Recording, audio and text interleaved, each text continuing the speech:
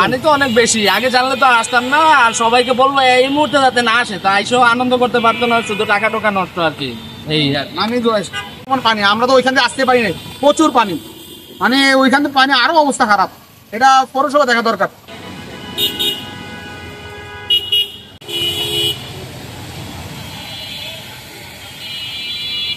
আমাদের বৃষ্টি হলে পানি বেশি দিলে মনে হয় তোমার মরদ পানি বাজিলে বাড়ি নষ্ট হয়ে যাবে।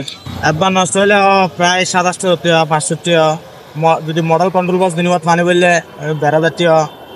আবার মটর ভিজিলে মনে হয় মটরের মধ্যে 65 আছে।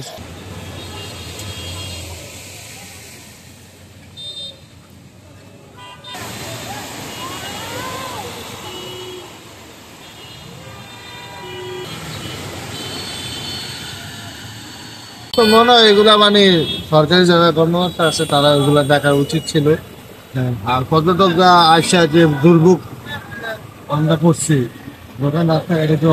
বউনের বাড়িতে পাচ্ছি না, বউ বাচ্চা লয়ে আর কি পরিবেশ ড্রেন পরিষেবার ভিতরে, এগুলো তো ঠিক না।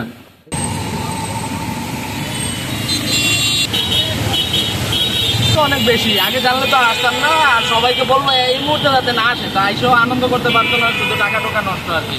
এই আর আমি তো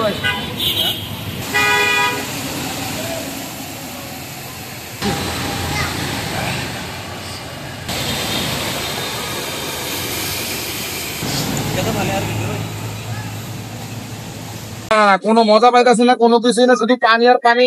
এটা তো পৌরসভা দেখা দরকার। কক্সবাজার একটা উন্নত পর্যটন কেন্দ্র, এখানে এরকম পানি জমা থাকা জিনিসটা কেউ এটা গ্রহণযোগ্য না।